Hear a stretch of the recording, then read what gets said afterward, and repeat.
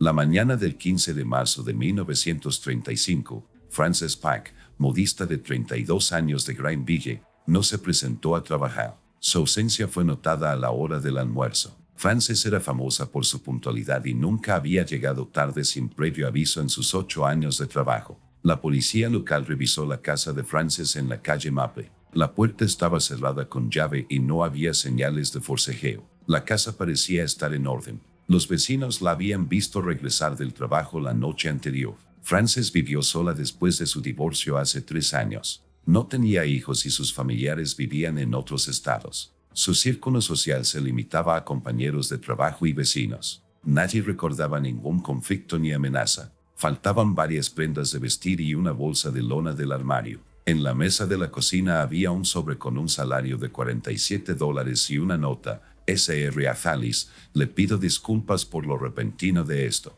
Las circunstancias me obligan a abandonar la ciudad. Gracias. Sus colegas afirmaron que la nota estaba escrita a mano por Frances, pero la redacción parecía inusual. Frances no usaba expresiones literarias en su discurso. La policía revisó las estaciones de autobús y tren en un radio de 80 kilómetros. Nadie recordaba a una mujer que coincidiera con la descripción. Un mes después, el caso se degradó a desaparición voluntaria. El detective de Boston, Clarence Mortimer, observó similitudes con otras desapariciones en la región. Entre 1930 y 1935, 7 mujeres desaparecieron en un radio de 128 kilómetros. Todas eran rubias, de entre 28 y 35 años, y vivían solas. En todos los casos, no se observaron señales de forcejeo, pero faltaban pertenencias. En 3 casos, se encontraron notas que indicaban que se habían marchado voluntariamente. Las desapariciones se concentraron en la zona de Greenville. Todas las personas desaparecidas trabajaban en el sector servicios, tenían ingresos modestos y un círculo limitado de conocidos. Una revisión de los registros vehiculares reveló que un camión de reconocimiento estatal se había visto regularmente en la zona de las desapariciones más recientes. El conductor realizaba reconocimientos topográficos bajo contrato. Eldrick Whitmore había vivido en 42 Oak Street desde 1928. El edificio de 2 pisos estaba ubicado en un vecindario tranquilo y tenía un aspecto cuidado y ventanas con cortinas bien cerradas. Eldrick había trabajado como topógrafo para el Servicio Regional de Topografía del Estado desde 1925. Sus funciones incluían la topografía y la cartografía, lo que requería viajar frecuentemente a zonas rurales. Sus colegas lo describían como un empleado concienzudo pero reservado. La esposa de Eileen abandonó a la familia en 1927, cuando su hija Leticia tenía 12 años. El motivo oficial del divorcio fueron diferencias irreconciliables. En correspondencia con su hermana, Eileen mencionó el creciente distanciamiento de su esposo y sus extraños cambios en su comportamiento. Tras la partida de su esposa, Eldrick se volvió aún más retraído. Leticia era una niña tranquila y obediente, buena estudiante, pero propensa al retraimiento. Desde 1930, el comportamiento de Leticia cambió. Los profesores notaron ataques de irritabilidad y conflictos con sus compañeros. En el otoño de 1931, se produjo un incendio en el taller de la escuela. No se llevó a cabo una investigación formal, pero los profesores notaron el extraño comportamiento de Leticia. A menudo miraba el aula dañada y sonreía. Los vecinos notaron que la niña solía quedarse junto a la ventana mirando la calle durante largo rato y paseaba por el patio hasta altas horas de la noche. Eldrick atribuyó el comportamiento de su hija a su adolescencia y a las consecuencias de su divorcio. La situación económica de la familia era estable. La rutina diaria estaba estrictamente regulada. Eldrick salía temprano por la mañana y regresaba por la noche. Leticia volvía directamente a casa después de la escuela y no traía amigos. La familia pasaba las tardes en casa. El aislamiento de la familia se explicaba por el divorcio y el deseo de evitar los chismes. Quienes los rodeaban ignoraban muchas señales de alerta. En el verano de 1932 ocurrió un suceso que cambió la vida de Leticia, de 17 años. El 14 de julio, regresó a casa antes de lo habitual y encontró a su padre en el sótano con una mujer desconocida. La mujer estaba atada y sumida en un estado de miedo extremo. Eldrick no negó lo obvio. Explicó la situación como una parte inevitable de la vida real, afirmando que toda la conversación previa sobre la naturaleza humana había sido una preparación para este momento. La decisión era cruel. O Leticia se convertía en cómplice o corría el mismo destino que la mujer del sótano. El impacto psicológico en la chica aislada fue devastador. Al anochecer, accedió a cooperar. Durante los 3 años siguientes, la familia vivió bajo nuevas reglas. Enrique aprovechaba sus viajes de trabajo para buscar víctimas. Leticia asumió el rol de asistente, vigilaba a los cautivos, participaba en los interrogatorios y ayudaba a destruir pruebas. La transformación de la personalidad se produjo gradualmente. El shotgun pasó a la ejecución mecánica de instrucciones. Enrique controlaba cuidadosamente todos los aspectos de la vida de su hija, prohibiéndole la comunicación con sus compañeros de clase y cualquier tipo de conexión social. El sistema de coerción incluía amenazas y presión psicológica. Enrique convenció a su hija de que ya era cómplice y que no podría volver a la normalidad. Los vecinos notaron los cambios, pero los interpretaron como timidez y adolescencia. En la escuela, Leticia luchaba por mantener una apariencia de normalidad.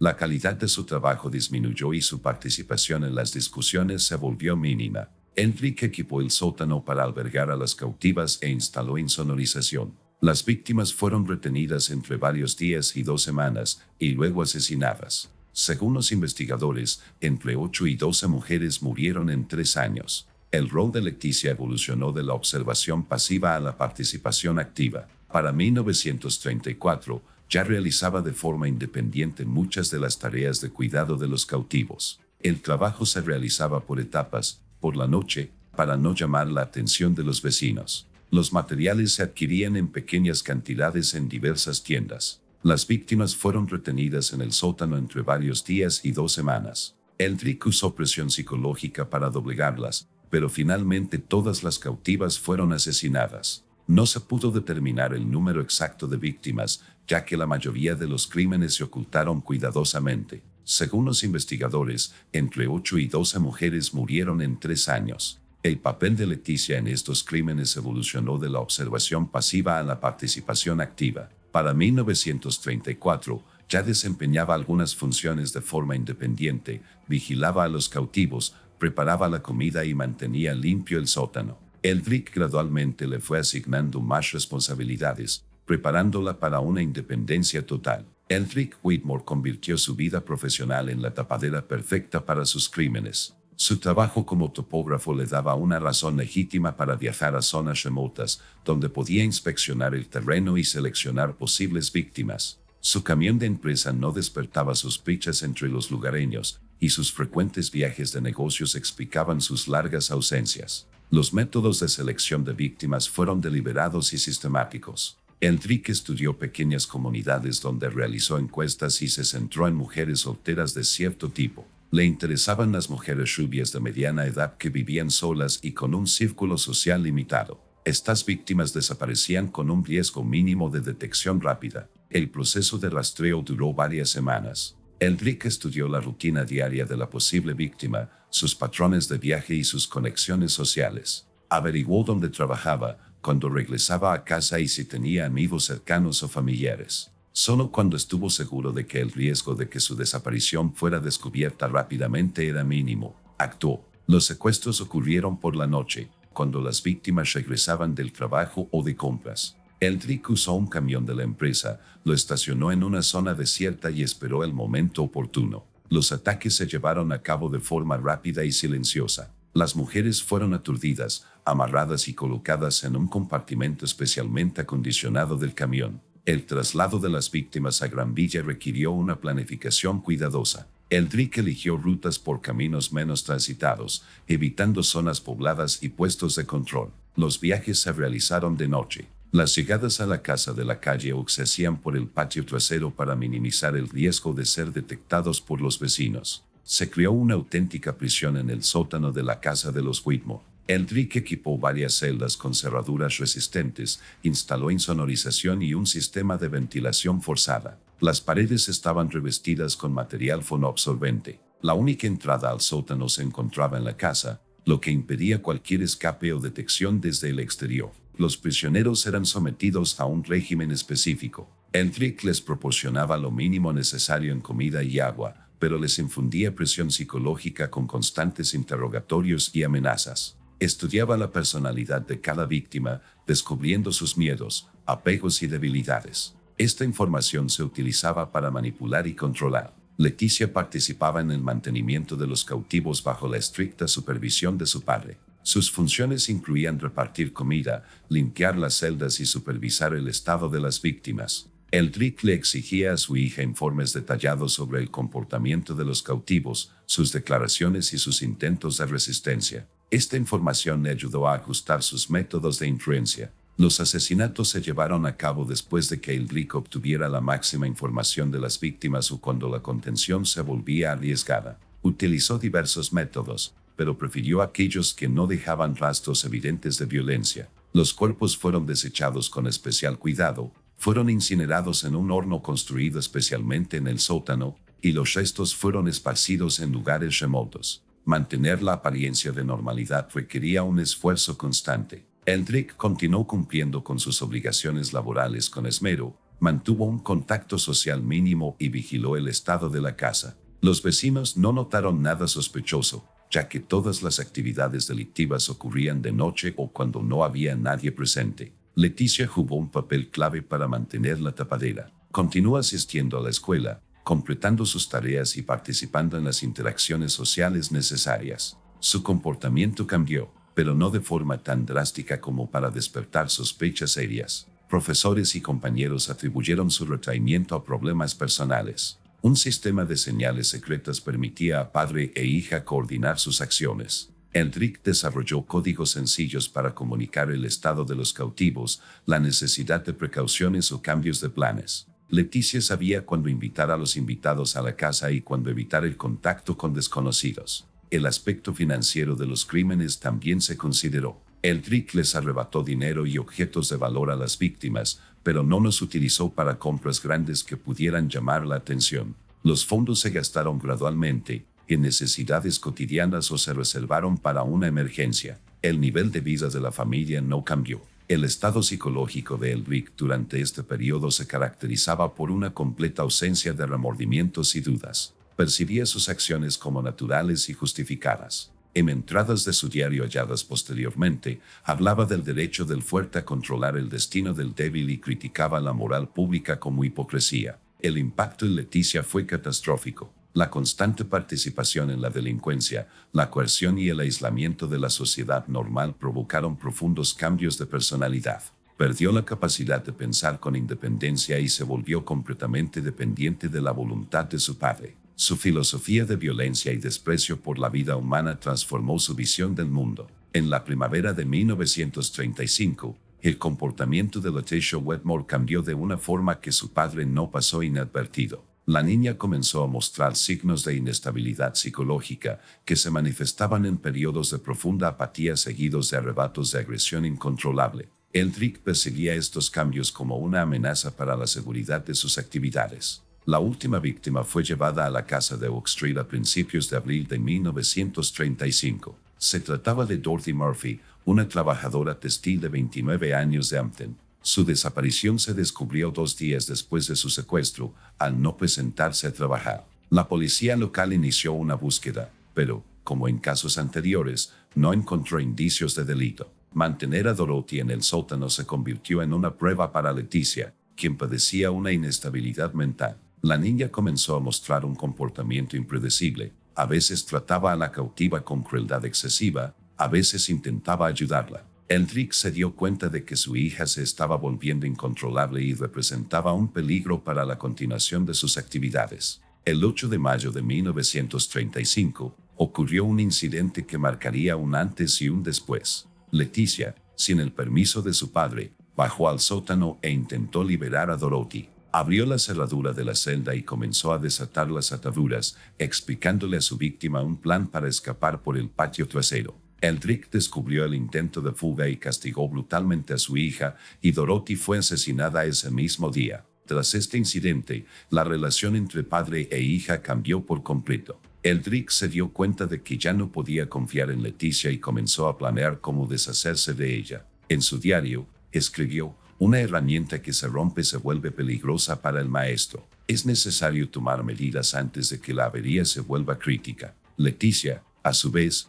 comprendió su destino y comenzó a planear su escape. Empezó a recolectar en secreto pequeñas cantidades de dinero que sobraban de las víctimas y a trazar su ruta de escape de la ciudad. Su comportamiento se volvió aún más retraído, lo que Elric interpretó como una señal de preparación para la traición. El 15 de junio de 1935, Leticia desapareció de su casa. Por la mañana, Elric descubrió que su cama estaba desocupada y que faltaban varios objetos personales de su habitación. No había ninguna nota ni explicación. Elric registró de inmediato toda la casa y descubrió que también faltaban una pequeña cantidad de dinero y documentos de una de las víctimas anteriores. Elric buscó a Leticia por su cuenta, sin contactar a la policía. Investigó estaciones de autobús y tren y posibles escondites en los alrededores de Granville. A través de conocidos, indagó en pueblos vecinos, haciéndose pasar por el padre preocupado de una hija fugitiva. Todos sus intentos fueron infructuosos. Una semana después de la desaparición de su hija, Elric decidió detener su ola de crímenes y destruir todas las pruebas. Desmanteló el equipo del sótano, quemó los documentos y objetos personales de las víctimas y limpió a fondo todas las superficies. A finales de junio, la casa quedó libre de cualquier evidencia evidente de delito. Oficialmente, Elric les contó a sus vecinos que Leticia se había ido con su madre al estado de Nueva York para continuar sus estudios. Les mostró una carta que supuestamente recibió de su exesposa, en la que invitaba a su hija a vivir con ella. La letra de la carta era de Elric, pero los vecinos no tenían forma de verificarla. El arresto de Elric tuvo lugar el 23 de agosto de 1935, tras una investigación sobre la desaparición de Frances Pack. El detective Mortimer relacionó los patrones de viaje del topógrafo con los lugares de las desapariciones de las mujeres y obtuvo causa probable para una orden de registro. Se encontraron pruebas en la casa que vinculaban a Elric con varias desapariciones.